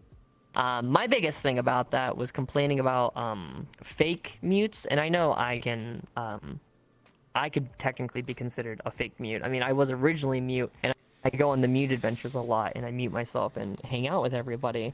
But I'm not doing that to any great benefit, you know. Like there's a lot of people who started showing up to the lobby who used to talk that were like, now they're mute, and we're like, yo, why are you mute now? What's going on? And you know, they'll give us some excuse or whatever, but a lot of the time we're like, oh, it's because the mutes are doing well, you know? It's like Mango's killing it, Snowbreeze is killing it, Blue, Firefox, Yashai, they're all killing it. And I understand that a lot of people want that popularity, a lot of people want that, but they don't understand that those people are popular not because they're mute, but because they have incredible personalities, communities, and reach to all of their viewers.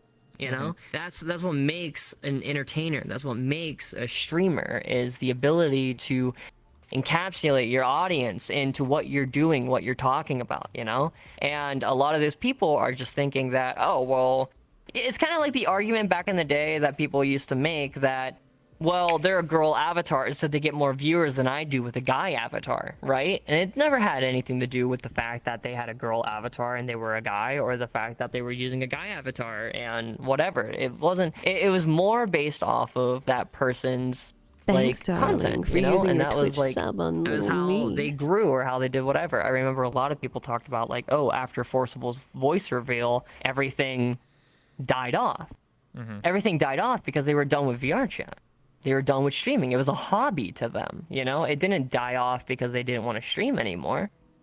Well, actually, it didn't die off because they were failing as a streamer. It died off because they didn't want to stream anymore. They're like, well, I got partnered, I was successful, I became famous, and you know what? All right, back to work and hanging out with my girlfriend. Like, that's all they needed, you know? Back out to playing video games every day and not being stressed out about this streamer life. And I was like, I wish I had that. I wish I had that kind of mentality. But I also don't have a super consistent job like that to pay my bills or anything. So I got to kind of keep up streaming and stuff and focus on it. But, you know, so, you know, I just feel like some mutes are taken advantage of. I feel like some people become mutes for the wrong reason. And I feel like there's a lot, kind of a lot taken away from all of that. In general, I guess, if that makes sense, right? Yeah, I agree. Like, there are people, like, arguably you could say that some of the largest VR chat streamers or even YouTubers use male avatars. So it's not like, oh man, if you play a female avatar, you'll get more viewers. That's not always true. Like, Rob is one of the largest streamers. Loathon is one of the largest streamers. If you go to YouTube side, it would be like Drumsy. Yeah. He uses a male. He used to play as a female, and now he's a male. So, like, there you go. Like, it's more about your content, about your personality, what you're offering on the table, right? Like, there are people that have like smoking 10 out of 10 models or YouTuber, VTuber, whatever models, but they don't have the personality. It's just like, what am I looking at? Like, just a pretty face? Like, you know? Oh yeah, exactly. And a pretty face isn't gonna do anything for you. That's why, like, whenever I created this outfit and everything, I mean, I have some sexy outfits. I have some revealing outfits, of course.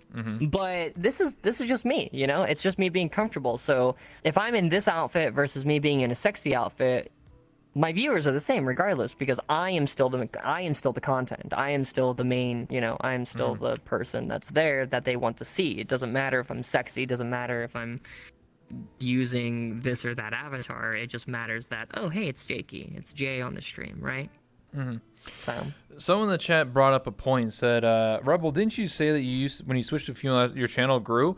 It grew a little bit. So I would go from going from Kenny Cake on about like 10 viewers to about 20. But what really blew up was because I did a talk show, because my content evolved and got better over time.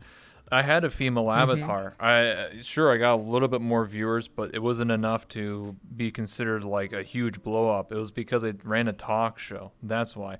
Arguably, I could still run this talk show if I was a male avatar. There's nothing that defines me and says I have to be a female avatar.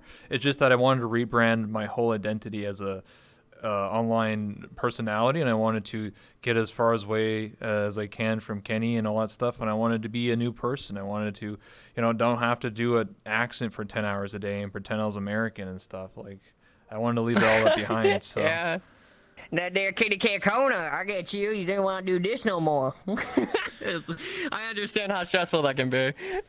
Well, part of it was the more serious nature of like, if I wanted to have a serious conversation, like nobody's streaming, and I would just like, let's say someone's having a bad day, and like me trying to comfort them, but like, yeah, that's a pretty shitty day. Like, how do you take someone serious when they're talking like that? Yeah. Like. So, or some people even avoided me as a person because they're just like, oh, he's like an asshole. Like, he just says these random bullshit. So, like, some people felt intimidated by my avatar. So, you know, switching it up and I have a lot more people talk to me and want to hang out. So, if anything, switching avatars and rebranding everything was greatly beneficial to me. But I definitely could have just made another male avatar and just, you know.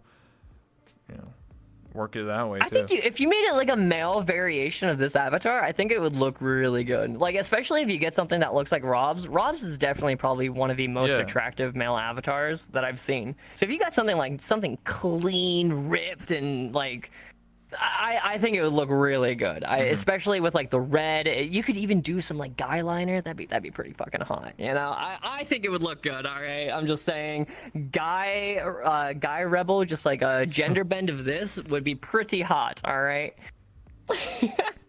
Yeah, I mean there are people that like Drumsy's male model's pretty good and he enjoys it and people like it. You know, it fits his personality. Yeah. So it can work out. I know some people that have male models that really suit their characters, so it's definitely possible. But for sure. I'll stick with this. If you're comfortable, maybe one day, you know, maybe just for an outfit, like just as a one-off, I'll have a male variation or something like that. Of course, yeah. Yeah, opposite day or something. One second here. What are your plans for the New Year's in relation to your stream or in general? Do you have any like New Year's resolutions? Do you have any plans? Not in particular. 2020 was supposed to be my year of travel. It was supposed to be my year of going and visiting people and everything like that. But it ended up, you know, falling through. The pandemic happened. I got stuck indoors a lot, and I got stuck back in VR chat, which ended up being a huge benefit to everything that I've been doing recently. So if I have anything that I would like to do in 2021, streams, I think keep it consistent, find some other ways of growth in there. I've been enjoying myself a lot, so probably keeping up with VR chat and continuing from there would be really good. It sounds fun, sounds like a good time to me. And outside of VR chat, just, I think let's see, we're moving next year, so Forcible, myself, Lena, Acedia, and Junkrat, we're all moving. So that's something that's going to be coming up. I think I'm actually keeping my plans open there. I'm not too sure where I want to go, but apparently there was some talks of Jade's particular, like maybe moving, and I was like, oh, maybe I could hit up Texas and check out how Jade's is doing, and maybe get a place with them. Find other friends in VR chat that I enjoy and spend time with, and maybe move in. I think that'd be really cool. And if I do anything in 2021, it'd probably visit my girl. Like I'd like to meet up with them in person. I don't think it's gonna happen this year. I don't think it's gonna happen in the beginning of the year. I think the pandemic and everything will start to slow down hopefully soon. But it'd be nice to be able to visit them at some point, or even have them come visit me or something. But in all due time, right? So. Yeah. That's it. But Streamwise is we're gonna keep it. We're gonna keep going as we are, do things on the fly, and I'm just gonna keep enjoying myself and talking to all of you about my life experiences, keeping up conversations and connections with my community, and continuing to hopefully grow. Get somewhere, right? So after this question, I'll ask. We have two last questions, and then we'll start taking questions from chat, and then I'll have to wrap it up because I have to get going to Callus Row. No problem. Of course. Literally in 49 minutes. But one question that I didn't have written down, but I thought I'll ask is obviously because you're a returning guest. I wanted to ask, what do you think about my talk show over the past? What have you seen? Obviously, when I originally interviewed you, I was like a noob. I was just like, I don't know what I'm doing. I made that set in like two days, and now I have this set, and I'm just kind of curious what you think overall of the past like year. If you've watched him, like, whoa, he's got a whole fucking set now. What the hell? What's going on? No, it's definitely far more impressive than what it was originally, and I'm not going to take away from what it was originally. You had a really good setup, but the advancements with cameras and the quality of like, even just like the general question quality is nice as well. Like having like you doing. You did a lot more research this time around, I would say, on, questions to ask and things to talk about than I would say you originally did. Because I think originally you interviewed a lot of people you already knew, so you could ask questions that you generally already had answers to, but added to the interview because other people might not know about it, Yes. I felt like the very first one as well. The very first one was like, I would talk and give my answer, and then like we would just move on to the next one, and it was very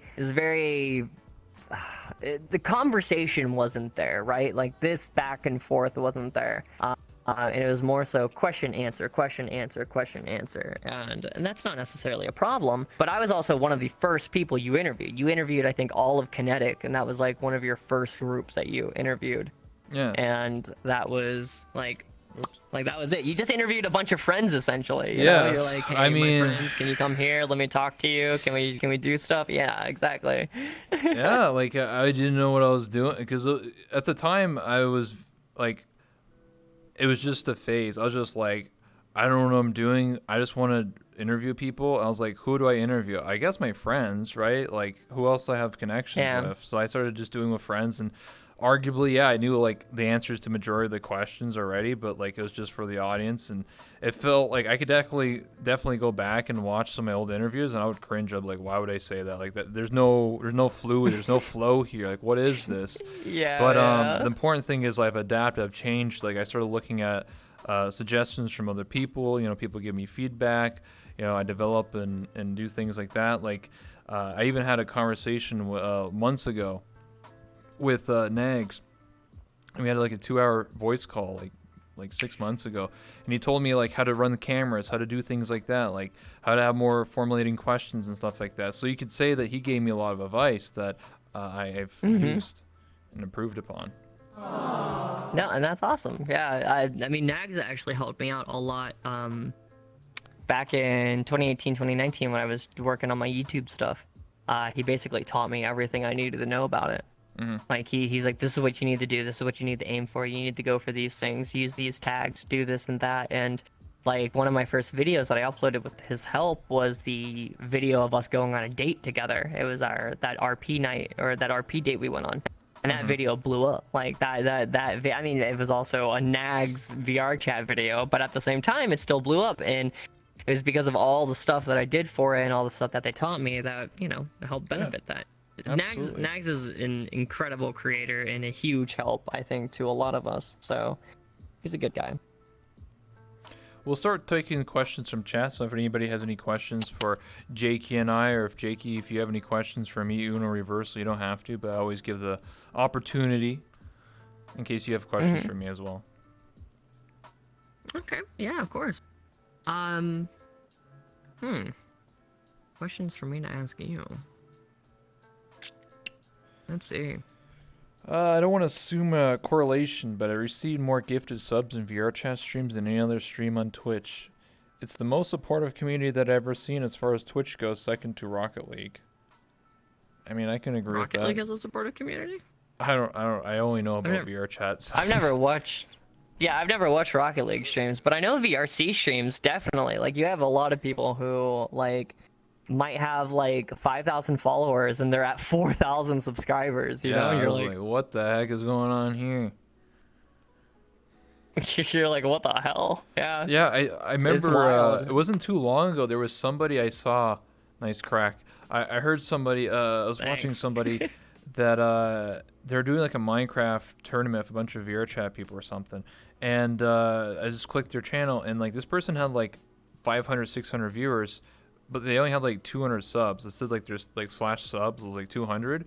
And then I was watching people from VR chat that have like 100 viewers and they have like 1,000 or 1,500, and I was just like, what the hell? This guy has like 5 times the amount of viewers. I was like, what? I don't know, it's wild. Mm-hmm. Absolutely wild. Dubs the boy. Is J4key allowed to show off her new outfit / skin? That's up to her if she wants to.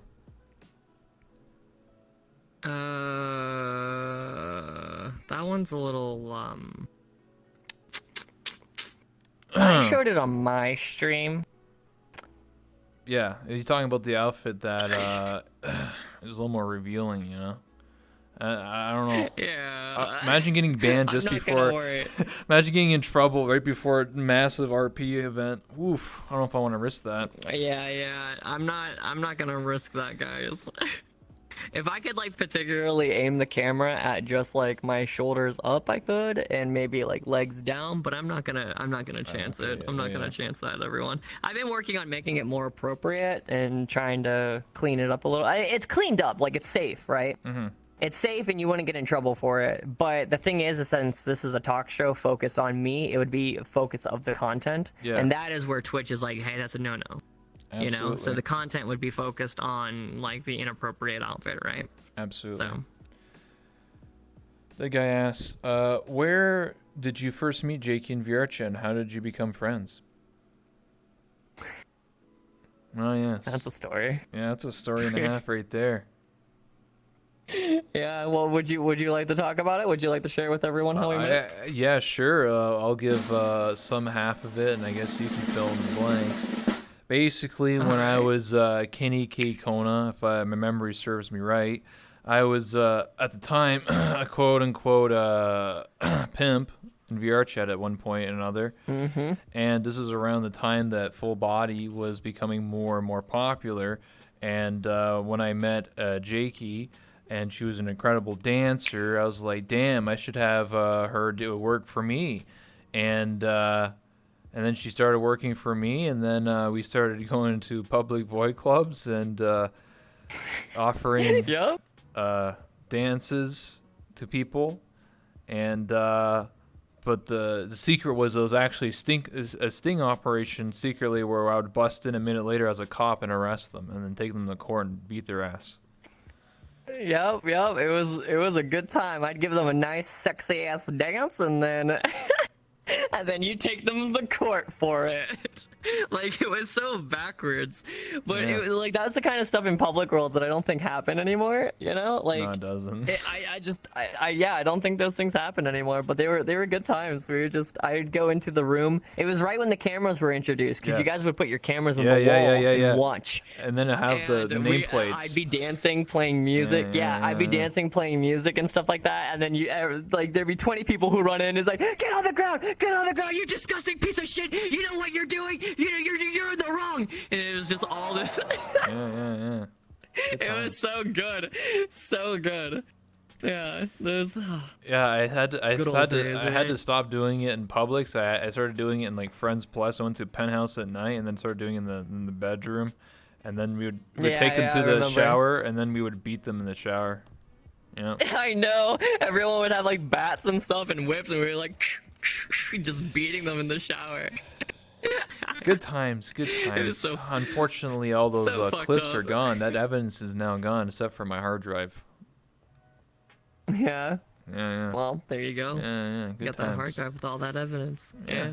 Well, that's how I met J4key, and then it was after like the Void Club stuff was the Chips RP. So then Road Club. Road Club. So when I was a part of that, and I was just like, I conveniently know a bunch of dancers. One of them is J4key, and then I invited her along, and then you started dancing, and the chat was like, the queen has arrived, and That is the birth of my nickname, the Queen. Yeah. So for those who don't know, I joined Chips's RP, which was what Rebel just explained there. And I was known as the lewd queen because of my lewd dancing that I used to do, and I used to give people lap dances and stuff like that all the time. It was very, promiscuous, and and I always had good times with it. But that's stuff that we would not be able to get away with no, now. absolutely Like, not. ooh, that's a big yikes. But I was known as the lewd queen, and later after that, the lewd moniker was dropped, and I'm still known as the queen. I have like I forget. I'm getting close to like 30 months subscribed to Stealth now, and every time I resub to Stealth, the chat still it'll highlight red instantly, and all I see is queen, and the chat still blows up.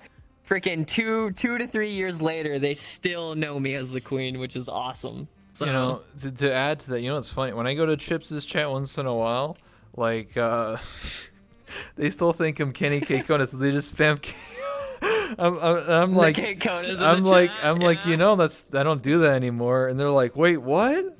I was like, I changed. They're like stuck in the past. They're stuck in 2018 or something. Oh, those poor souls. Yeah, good times. How did Jay meet Walter?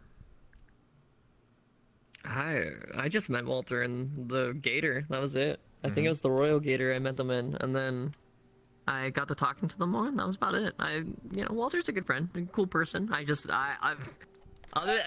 have an exciting story with them like I did like Rebel or like a lot of the like, I guess you can say old frogs. People Yeah, from back in the day we're old when. frogs.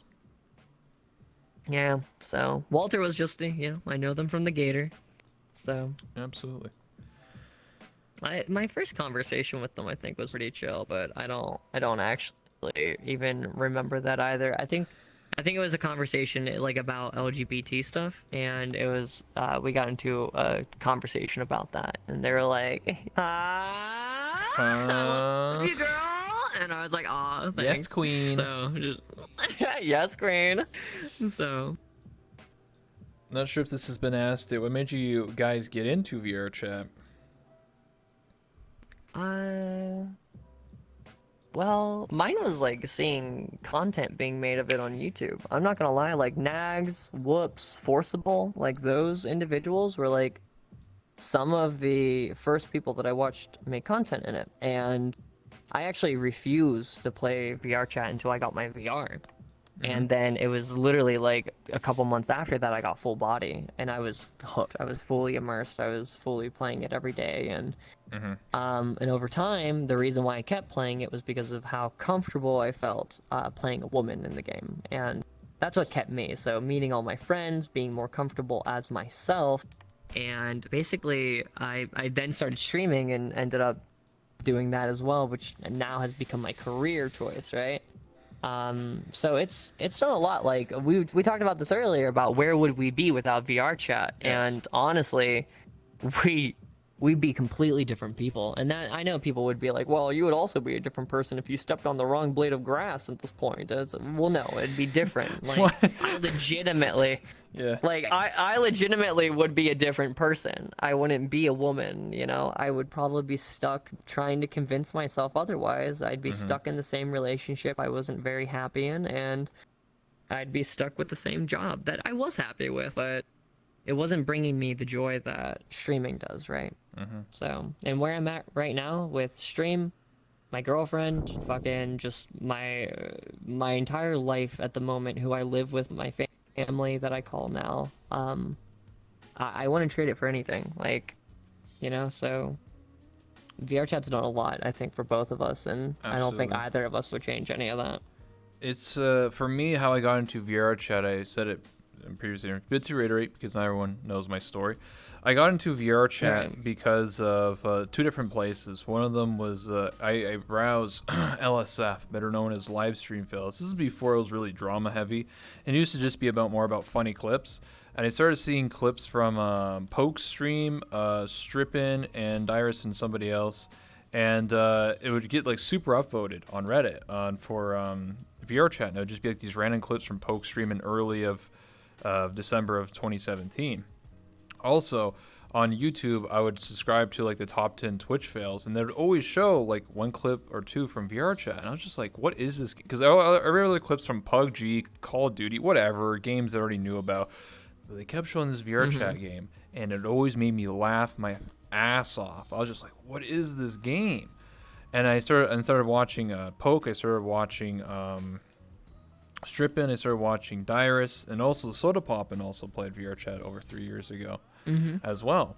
So I was just like, what is this game? And I decided, I was like, because when I saw it, I was like, everyone's in VR. So I was like, I don't have VR. What the hell? I can't play this game. And then I found you can actually play in desktop mode. And then on December 10th, 2017 is when I took the plunge to install the game on desktop mode. And I never quit since. I never stopped playing, which is, by the way, almost 3 years now. It's in like 10, 15 days or whatever. So almost 3-year anniversary. But yeah, that's what got me. That's what got me into it. Just seeing and the early days of VR chat kind of remind me of like if anybody in the chat or if anybody here play like Gary's mod. It kind of reminded me of that. Just hopping around, just being silly and dumb and just being weird. And I decided to be a character.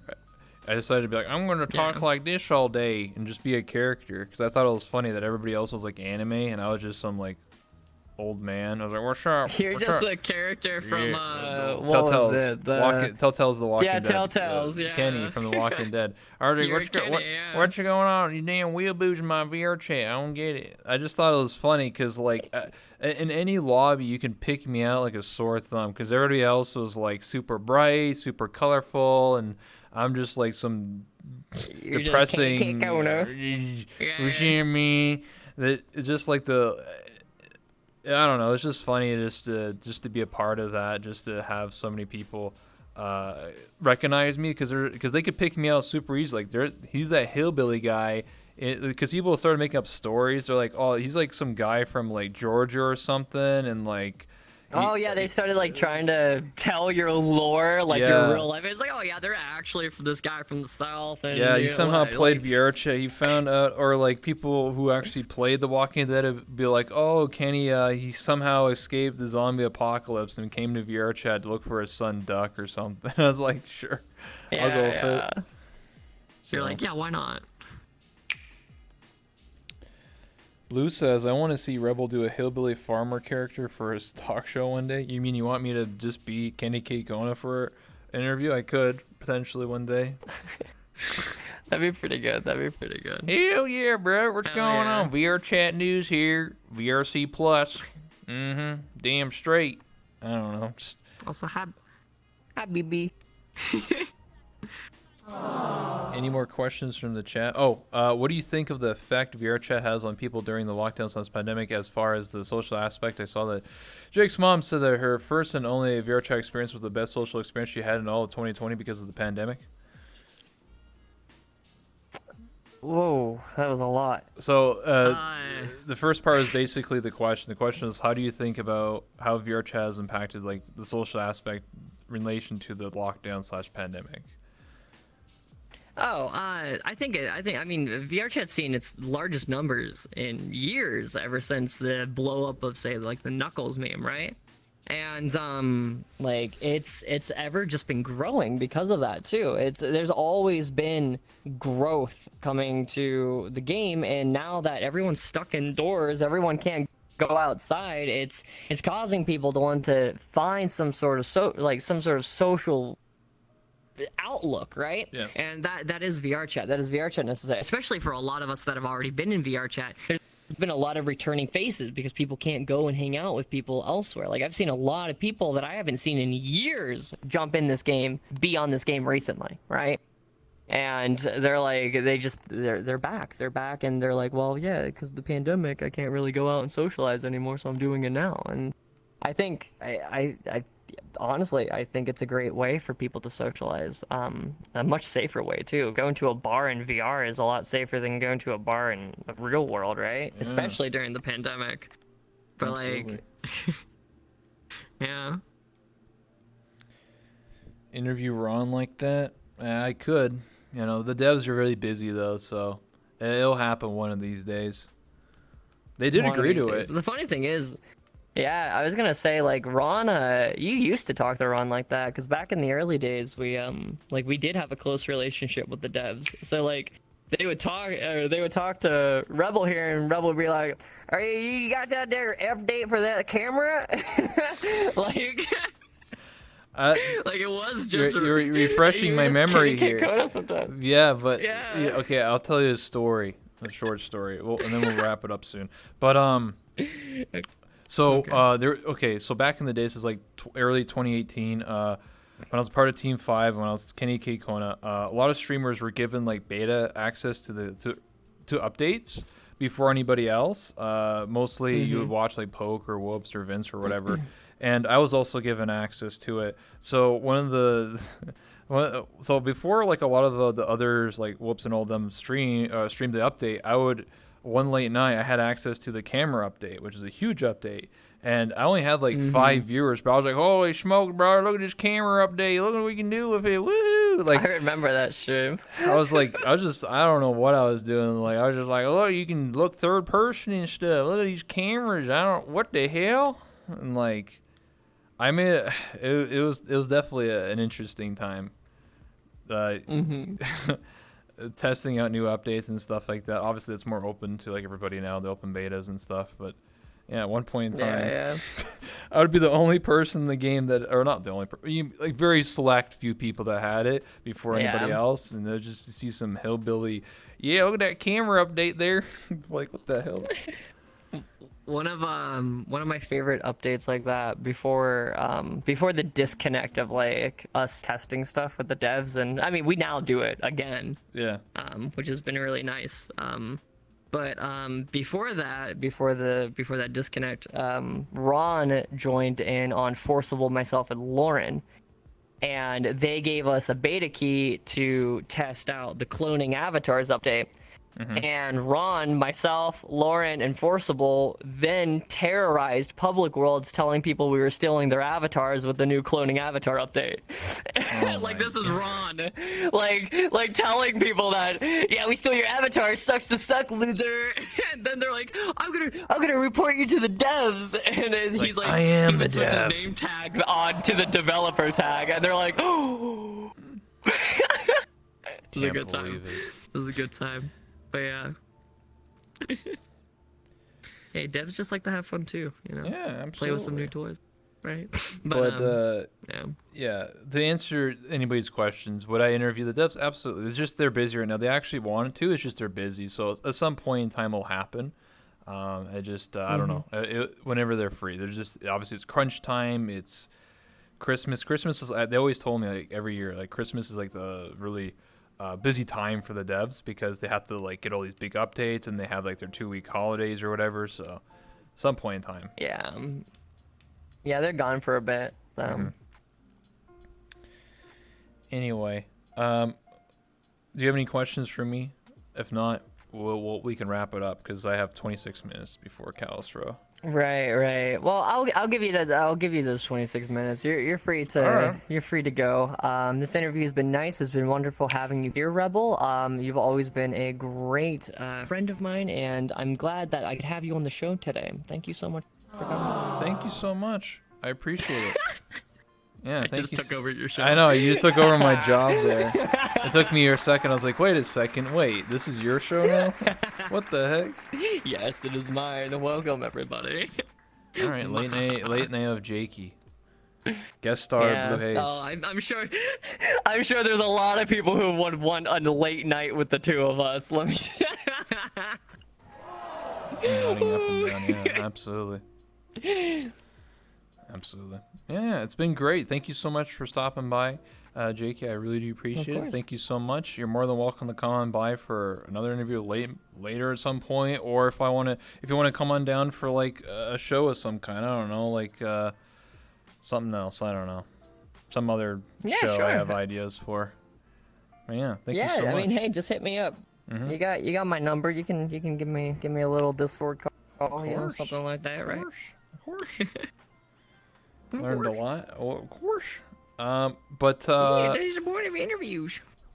we'll like to say thank you once again, and we'll take a photo as I always do. But I don't think I'll end my stream because obviously it's in 20 minutes is Calistro, so I might as well just continue. Just to hop Of over. course. But Right. yeah. Anyway, we'll take the photo, and then you be on your way, and I'll be hopping into full body and role playing, and hopefully I don't die. Oh yeah, of course. Well, don't die.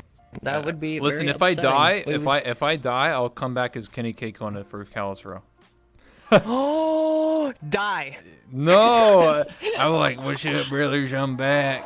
You thought I was What's up, gone. everybody? You can't get rid of me. You thought I was dead. Beautiful. Beautiful. I Yeah. love it. Right. Hold on here. I guess I could use that camera angle. I don't have to, because that technically is what the camera sees, so I could just do something like, geez, I don't know. See, Yeah. the problem is I'm too tall. You are a little too tall.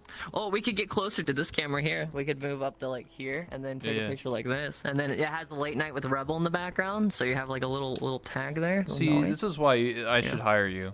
To be Oh my honest. god, you're so freaking tall. Listen, everybody in this game is like 3 feet tall. Okay, me and my character 5'8". Excuse me. Listen, Oh, you're floating a little bit. That's I okay. am floating. That's okay. It's because You I'm know what? trying not to You make bend my yourself a knees. little shorter, and I'll make myself a little taller. Okay. I will slide myself up a bit. Pop, pop, pop, pop, pop, pop, pop, pop. Well, I like. Okay. And Anyways. then I'm like, it's like a, I did it's have kind a of, taller version of myself, but- it's kind of like you're my student, and I'm like, yeah, welcome to school.